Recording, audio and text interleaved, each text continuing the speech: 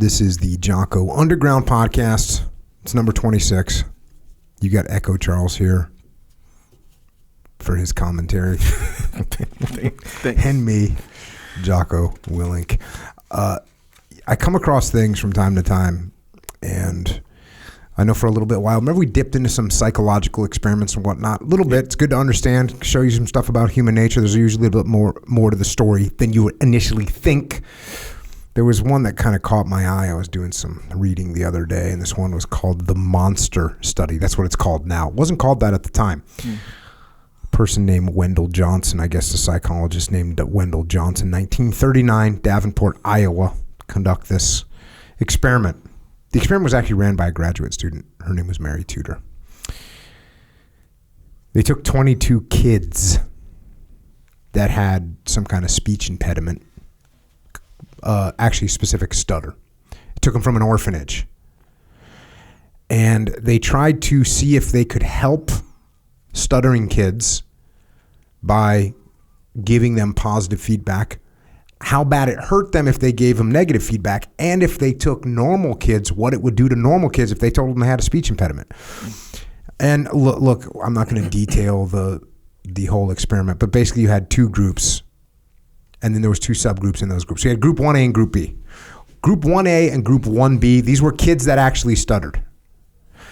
And in Group 1A, they told the kids, like, hey, don't worry, you'll outgrow the stuttering. You'll be able to speak even much better than you're speaking now. Don't worry about what other people say. You'll grow out of it, no big deal. That's how they treated those kids. Then in Group B, they would tell the kids that stuttered, it's going to get worse, this kind of stuff. Just evil. I mean, right? Kind of just evil. Like, even when you hear it now, that's why they call it the Monster Study. Yeah. So that's where the kids that actually stuttered. Then they had some kids that had normal speech. And one group of the kids that had normal speech, they said, hey, you're really eloquent, you're very articulate, just that kind of stuff. Just treated them, gave them praise. The other group, they told them that, and I have a little quote here, they told them that the staff has come to the conclusion that you have a great deal of trouble with your speech. You have many of the symptoms of a child who's beginning to stutter. You must try to stop yourself immediately. Use your willpower. Do anything to keep from stuttering. Don't ever speak unless you can do it right. You see how, and they'd give the name of a kid that had really bad stuttering. He started the same way as you. And then they told the staff that worked with these kids, just the regular staff that worked with them, that they were going to stutter, that they were developing a stutter. And so the teachers actually believed the same thing and told them to point out their mistakes when they spoke and don't allow them to speak unless they say it correctly and all this stuff. And it had a super negative effect on these kids. I mean, these poor kids, it's freaking awful. This is from Miss Mary Tudor, the graduate student that ran the experiment. She said, all of the subjects showed similar type of speech behavior during the experimental period.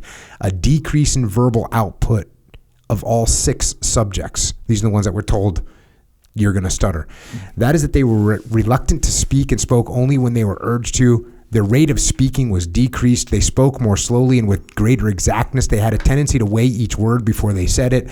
Their length of response was shorter. 2 younger subjects responded with 1 word whenever possible. They were more self-conscious. They appeared shy and embarrassed in many situations. They accepted the fact that there was something definitely wrong with their speech. Every subject reacted to speech interruptions in the same manner. Some hung their heads. Others gasped and covered their mouths with their hands. Others laughed with embarrassment. In every case, the child's behavior changed noticeably.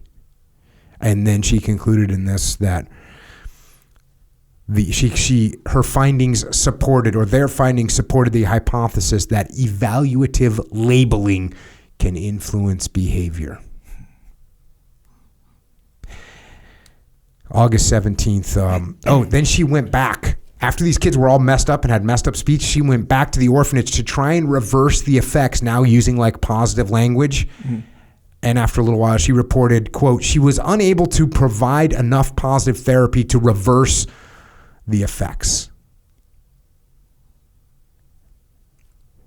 freaking horrible, right? 17 August 2007, the state of Iowa awarded $1.2 million to the children for lifelong psychological and emotional scars.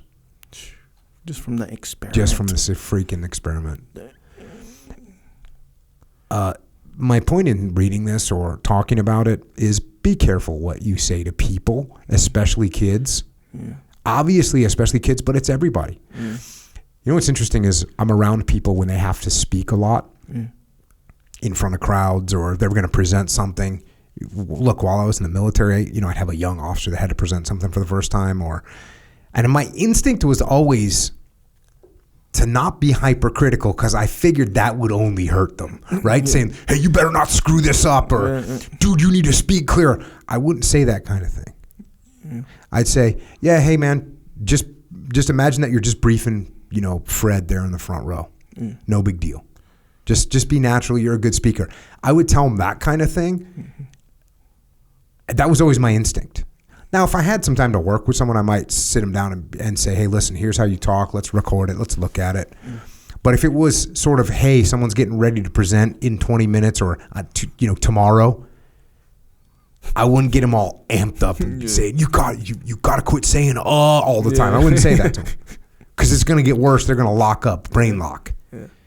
The instinct that I had was tell them, hey, don't worry about it. It's no big deal. You know this stuff well. Oh, yeah, that was a good brief. It makes a lot of sense. Tell them that kind of thing. Let their confidence raise a little bit. And apparently that instinct was good. Because the worst thing you can do is tell them that, hey, you're going to lock up during this speech. Just try your best not to lock up. Hey, like just whatever you do. Yeah, that's going to be. You don't even look professional up there. That kind of thing is just brain lock. It's weird, too. How much of this is specific to speech? Because speech is a really specific kind of thing, right? Yeah. You can kind of hear it. It's an immediate feedback loop when you're doing it. Now, you could say to someone, hey, don't choke during the game. Yeah. Don't choke when you're taking the shot. The penalty kick. I bet that doesn't help either. You know what a penalty kick is in soccer? Yeah. It's like a free throw in basketball. It's like a free throw in basketball. Except for that in basketball, chances are, look, can that be the outcome of the game? Yes. In soccer, it's kind of the outcome of the game. Yeah. If you miss, you just really, really, really hurt the team. Yeah. So the coach says, you better not miss this. Yeah. So I guess it's kind of the same there. Yeah, do your best. Yeah, you make these all the time. No factor. Yeah. Put it in there. So additional pressure, probably not good for a coach, for a parent, for an employee, for a boss, whatever. Yeah. Yeah, obviously this explains a lot. Some of it kind of seems obvious, just like how you're saying, like it was your instinct, especially with like a public speaking situation where that's one of those ones where like the more pressure you put on you, the like so obvious that it's going to be bad, it's worse, because it seems like anyway, the good public speakers, they seem real relaxed and loose and like they're not apprehensive. They're not like caring about every little thing. That's what it like overtly seems like when you get a good public speaker. So it seems a little bit obvious that it's like, dang, if someone's even a little bit nervous, don't make them more like, don't put them into a situation where he has to think about more stuff or be, more nervous about other potential things. It seems obvious, but that's crazy how deep it goes. And then it kind of starts to puts you on report, as you would say, about like to yourself about if you have kids, dang, what are you saying to your kids that you don't even realize, because a lot of this stuff, like every once in a while, like you'll find yourself quit stuttering. Yeah. Like you'll get frustrated. It's like your own thing. Yeah. But meanwhile, the kid is like receiving everything and it's going to have like some result, whether you know it or not, kind of a thing. And it all counts. Whether you realize it or not, it's one of those things. I remember my dad would say this, and I think I even told you this before, so I have a twin brother, right? Charles. Yeah, he was born a little bit bigger than me, just a little bit, not to any significant degree, but just a little bit. Bigger nonetheless, yes. So he's always been like a half inch taller than me. Dang. He's always been just this much heavier. He was always 5 pounds heavier than me growing up. Right? He's a young adolescent, young man of today. Until you found that easy curl bar. Well, bro, you're not wrong here. So, but to my dad, as far as what my dad would say, he would use that He didn't mean it. My dad is like the most warm-hearted guy ever. If you talk to him, BC. Yeah, BC. But so he didn't mean it. He didn't know what he was doing, but he would do this as more like a tactic to make me help with chores or finish my dinner or whatever. He'd be like, "Oh yeah, look at Jade." He'd be like, "Jade's always volunteering, and you're not." Dang. And then he'd be like, "Look at Jade, eating all his dinner. That's why he's bigger than you." Oh man. Bro, you'd say that. No wonder you found that easy curl bar and started just getting after it. Man, you have no idea how right you are. So he would say that stuff all the time, and I remember it didn't bother me that much, but I remember thinking like, "Bro, that's like freaking Jade. Like, yeah, he's bigger than me." So it would kind of work, is what I'm saying. Meanwhile, I'd still be smaller than him. He'd always be 5 pounds heavier. So when I got to be maybe 10, 11, 12 years old, I would secretly like do push-ups. Yeah. And me and Jada were the kind where like if you start doing push-ups, you're like, and you tease them, like, oh, you're trying to do push-ups or you're trying to be strong, and it's like that. Like that's a relationship we had. Everything. It was all for jokes, but you'd kind of feel it. So I'd secretly do push-ups. And I'd secretly do like calf raises. And my dad had these dumbbells. Just how you have random dumbbells in your house. He had a 20 and a 10. Bro, I would do like curls and stuff. I don't know, man. Just busting out a set of calf raises in the dark. It's true. And so I would do that. And then when we hit like 12, 13, 14 years old, like my chest was like, I was still smaller than him, but my chest had more like development in it. And I was like, yeah. He was still bigger though. And then when we started actually lifting weights, because the football coaches, they're like, hey, you guys got to lift weights. So we'd go lift weights. You'd see where we're at starting, right? I could bench more than him. Dang. I was like, ooh. So I got that payoff all because of that experience from my dad and, all this stuff. And I just got super aggressive. Like compared to him, I'm way more like aggressive. Like I'll lift weights more. I started jiu-jitsu, like that kind of stuff. And he's just like not. He's more into like, computers and all the stuff. Still athletic dude, for sure. But he was into jiu-jitsu for a little while. Yeah, but let's face it. He, like you ever rolled with him? Yeah. He's not like, he did it for the fun of it. Yeah. Straight up. And it was fine. And he did it for the social part of it or whatever. To me, some of the very important benefits of it, by the way, but he wasn't into the competitive element of it, like even like, and I won't express this outwardly that much, but inside, even when me and you go or whatever, and then every once in a while, like I'll like try to kill you. He doesn't have that. Like he won't. Really? He has it, but way less, Like it's comparatively speaking, way less, and it's really obvious too. What's weird too is if you start thinking about like, there's got to be a line that your dad could have crossed.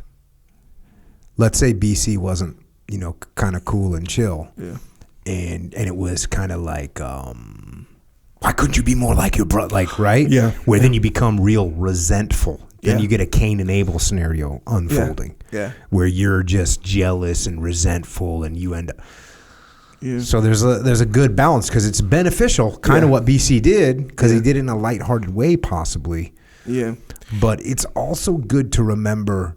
I always, people ask all, what's important for kids in jiu-jitsu? It's like, make it fun. That's the most important thing. Make it fun. If it's fun, and you read that book, Outliers by Malcolm Gladwell, that's what it is. The kids that played hockey, that were at the high end of the age bracket. Yeah. So they're in there. They're like 10 years and 364 days old at the beginning of the season. Someone else is, just 10 years and 1 day old. He got 364 years of physical development at age 12. That's a big difference. Huge. So that kid goes out there and just dominates on the field. Oh, yeah. And then he likes it. So then he practices more. And the more he practices, the better he gets. And now he gets even better. So now he gets the ball even more and he scores more goals. And people raise him up on their shoulders. And it's even more so. It's like a positive circle of feedback loop. Yeah. The other end of that is, the little scrawny kid gets thrown in with the bigger kids, get knocked down, doesn't get the ball, doesn't get played, doesn't get playing time. He's not going to practice. Well, he might get motivated. Sure, Michael Jordan did, right? Michael Jordan didn't make the team. And he just practiced and trained until he made it. But that could be an outcome.